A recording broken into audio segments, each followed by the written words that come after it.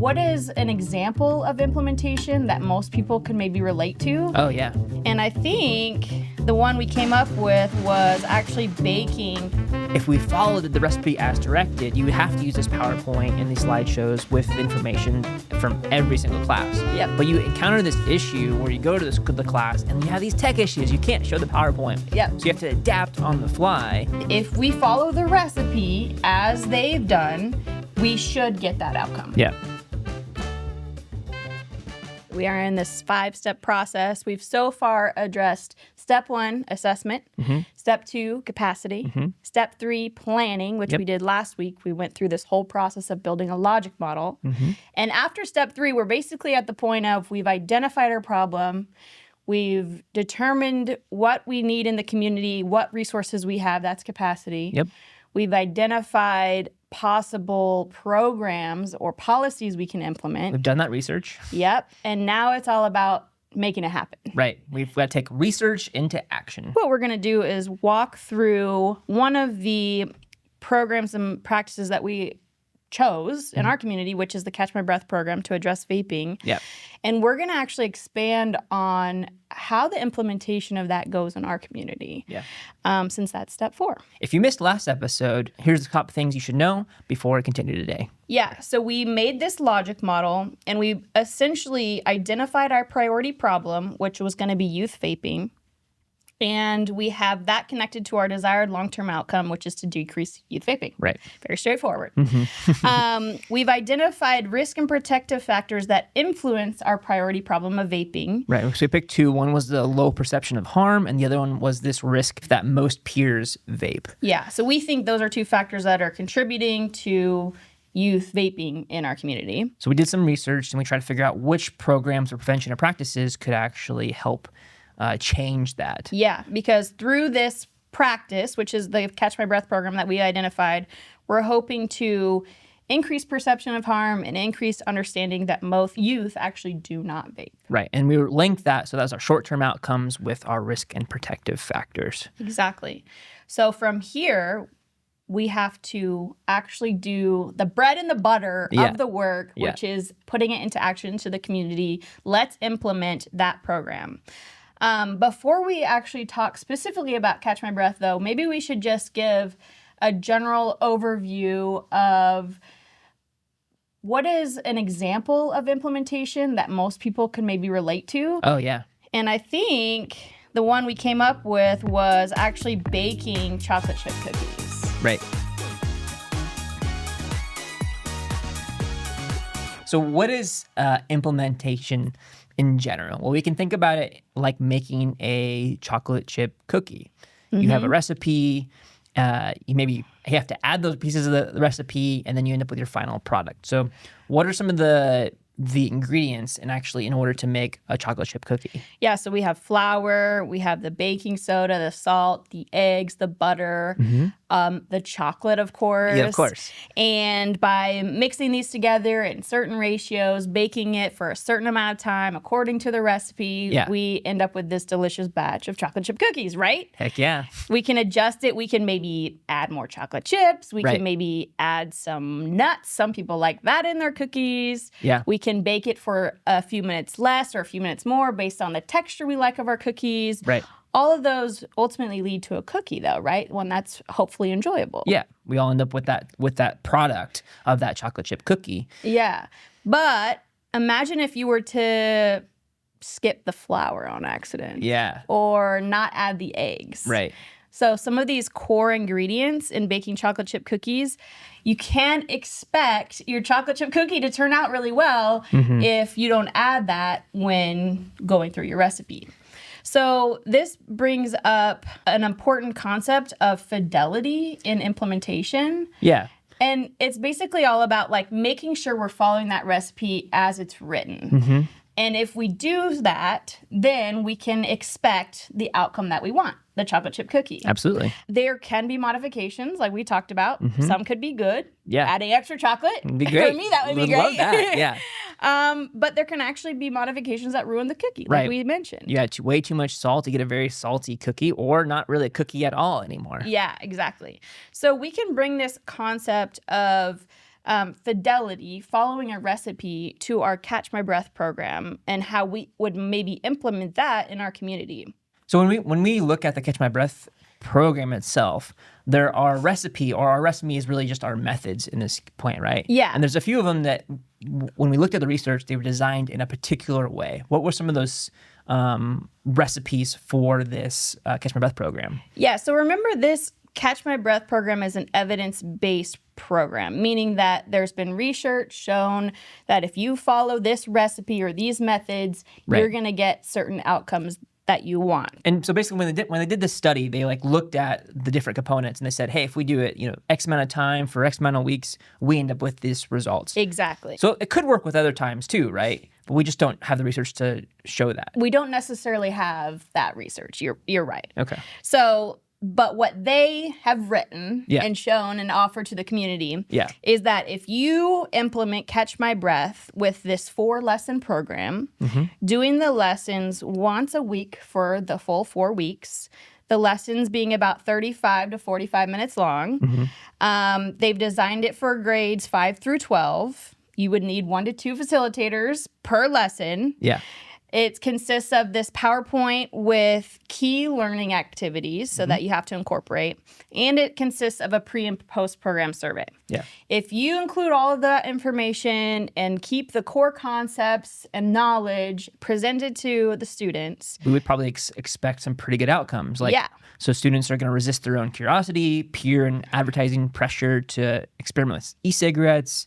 We hope that, and they likely will understand that e-cigarettes are addictive, unhealthy, and not as popular as they might think. Yep. And the other outcome that we might see, and we'll likely see, is influence friends and peers not to use e-cigarettes. Yeah.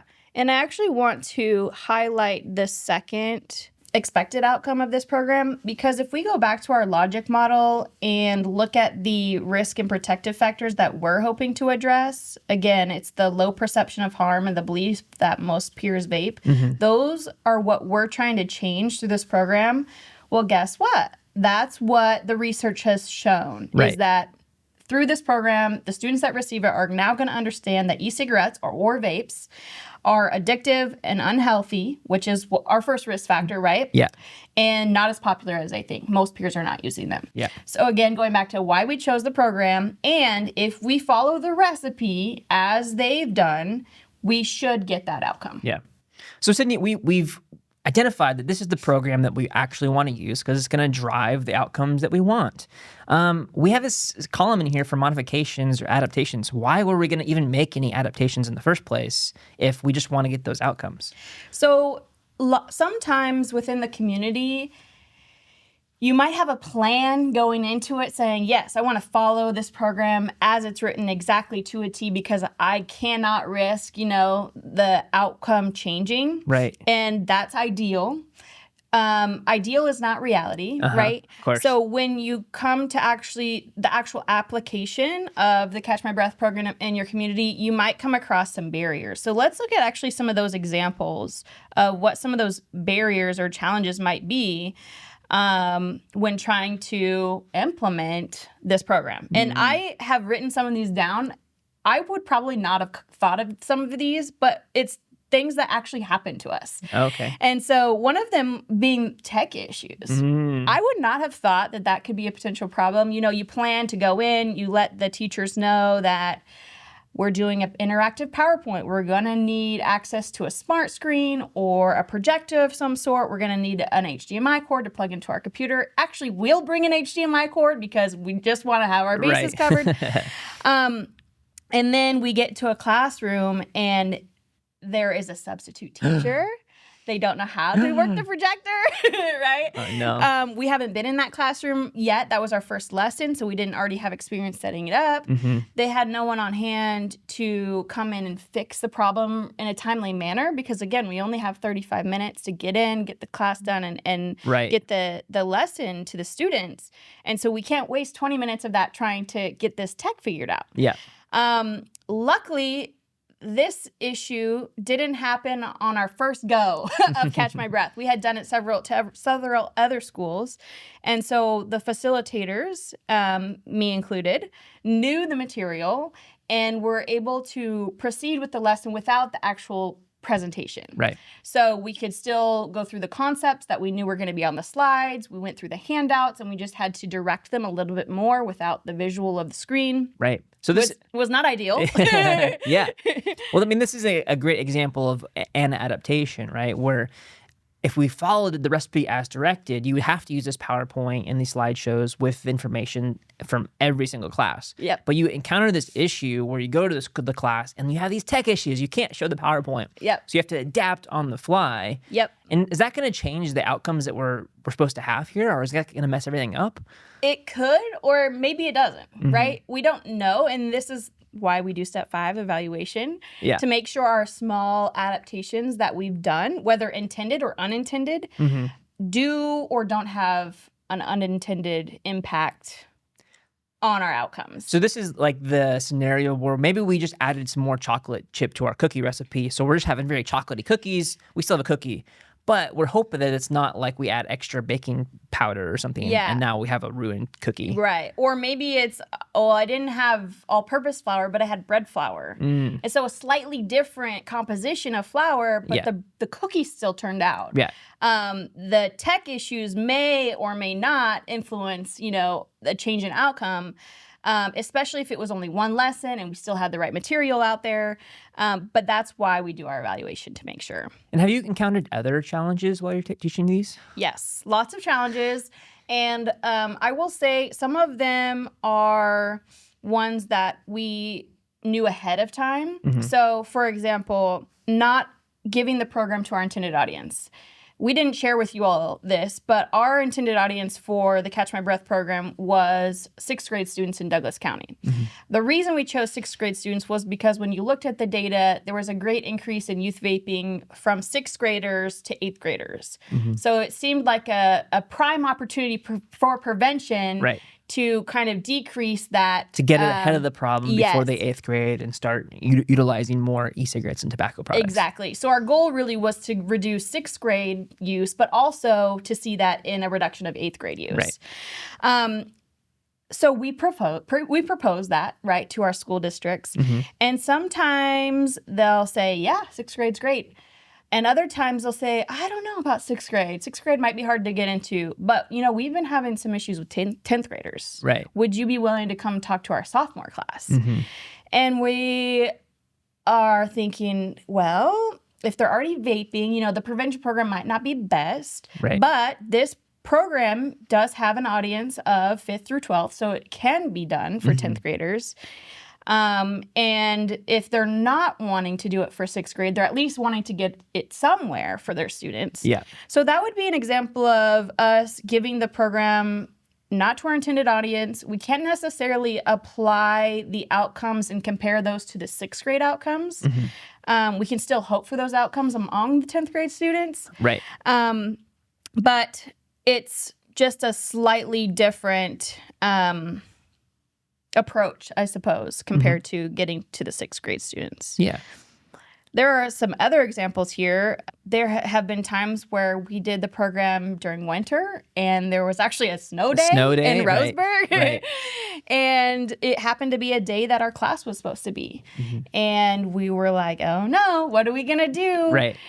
Because this happened to be for a school district that had classes going every day of the week. So if we miss Monday because of snow day, it's not like we can make it up Tuesday because we have other classes we're going in on Tuesday and other classes on Thursday and other classes on Friday. Yeah. So then you have to think, well, how are we going to make up this lesson? Do we push that group back a week? How is that going to influence the cadence of the program? Is that going to have an impact on the outcomes? All of these things you're thinking about. What if we've had one time where we've had a sick facilitator. We didn't have a backup. Right. So if you don't have a backup, then again, you're missing a lesson. There have been times where we've had other issues like shortened class times. So the school said, yes, we'll get you into our 6th grade, but the only period we have is their advisory, and turns out it's only 25 minutes long. Right. It's a shortened class period. Well, we'll do our best to get that 35-minute lesson in a 25-minute period. Is that what the recipe calls for? Is that what the methods say? Right. No. Of course not. So the outcomes might be slightly different, hopefully still positive, but we can't for sure say that they're going to match. Yeah. So it sounds like we're trying to follow the research the best that we can. Yeah. But we're always going to have to make adaptations because it turns out research isn't real life, right? Not everything is going to be in a test tube or test lab. Yep. And we have to make these adaptations in order to make the program actually work when we implement it. But we need to balance adaptations with fidelity. Remind me what fidelity means again? Yeah, so fidelity is trying to stick to that recipe, those methods as best as possible, because doing so will give you the best chances of those desired outcomes. Yeah. But like you said, there are going to be challenges. We have to meet our community where they're at. Right. And in doing so, we're doing our best to make these small adaptations, make these adjustments to the program so that we can still get this education to our students. It's important, but it might be slightly different than originally intended, and therefore our outcomes may or may not be as good as we wanted them to be. Yeah. So a key takeaway here sounds like when you're implementing a program, be sure to balance fidelity with your adaptations to make sure that you're getting the outcomes that you want, while also making these real life, while overcoming these real life challenges that you might expect. Exactly. Where do we go from here? So I do want to address a couple of important supports that are going to help your implementation. Okay. It really comes down to once you've got your program, you've got your recipe. Yeah. You figured out how we want to do this. We have our plan. Well, there are two important groups that have to be on board.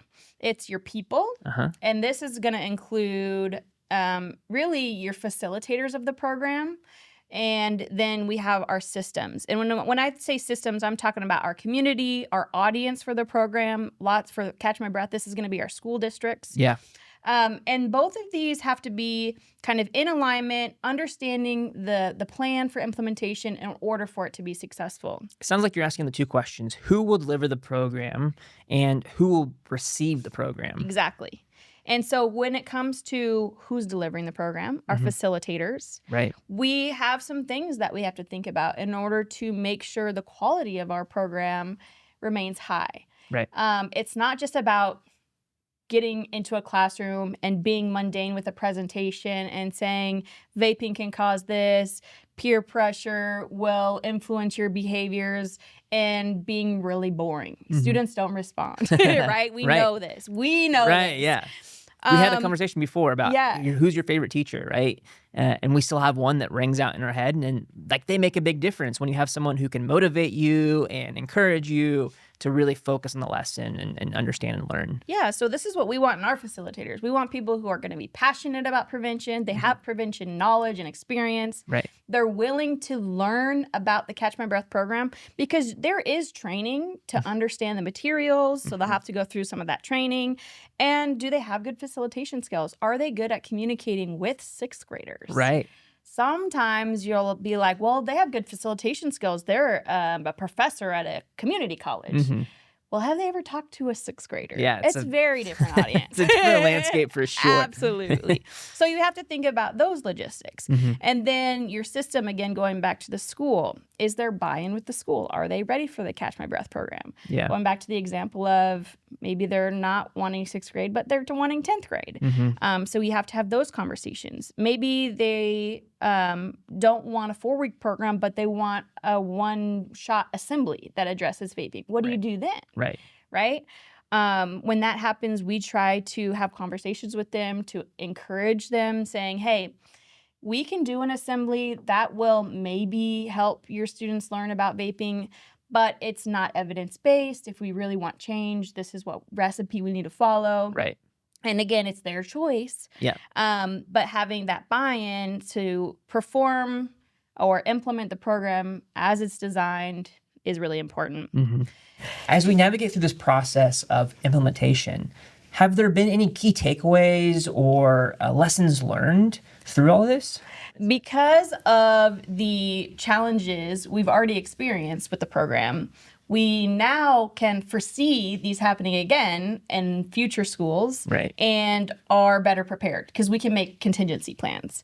So, for example, we try to have backup facilitators anytime we have a presentation happening at a school, in case that person calls out, we have someone that can step in that day so a lesson is not mixed and we are still on our schedule. If there's a snow day opportunity, maybe it's, again, a winter time, we've talked with the teachers and the schools about, okay, if a snow day happens, what is our option? What are the options for making up that lesson? So planning ahead, making sure there's no tech issues, right? We've gone through lots of conversations with teachers on, can they put the presentation up for us? That's actually worked out in some of the schools. So some of the challenges you're not going to see, you're not going to predict. We come across new ones all the time. But some of them we now can predict because we've experienced them before and we're better prepared, and we can make these real-time adjustments without influencing or impacting our fidelity, and therefore our desired outcomes are more likely to be achieved. Well, we've made it through our step 4 of implementation. Doing the work. Congratulations if you made it so far. Seriously, good job. Yeah, this strategic prevention framework is simple in theory, but it's difficult in practice. Yeah. And that's kind of what we're getting at, is that you can look and say, well, there's 5 steps. I can do the 5 steps. I'll start it over. Yeah. But there's a big but. It's a big but.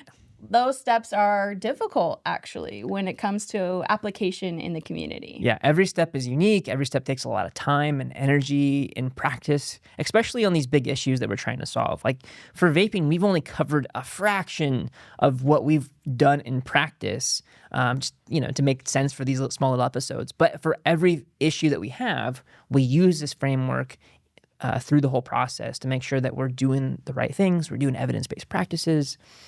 And it's a lot of work. It is a lot of work. But let's give them some takeaways for this episode. I love some good takeaways. So for implementation, right, we talked about trying to stick to our recipe or our methods, as we talk about it in scientific terms, the best that we can. Yeah.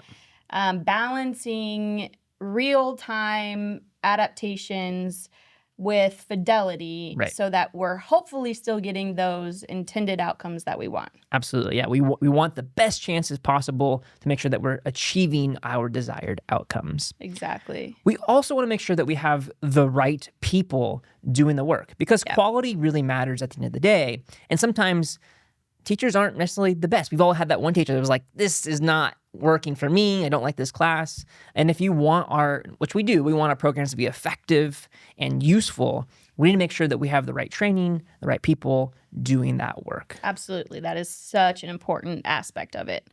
And then I think the last one is remembering that challenges are going to happen. Sometimes we get to this point of our strategic prevention framework where we're at implementation, we're going to do it, it's going to be smooth sailing from here. Yeah. We've done the hard work. We've done it. Well, guess what? Lots of things are going to come up, and you're going to have to make some real-time adaptations and adjustments, and you're going to do the best you can. And the important thing to remember is that we're after prevention and not perfection. Right. And we are going to evaluate in the next step whether those little adjustments really mattered, or if we need to make sure we correct those for the next round. So you're telling me my work's not done yet? It's not done yet. Prevention work is never done. If you've enjoyed this series and want to follow along, you can click the link below to see our playlist where you can get all of the episodes all in one.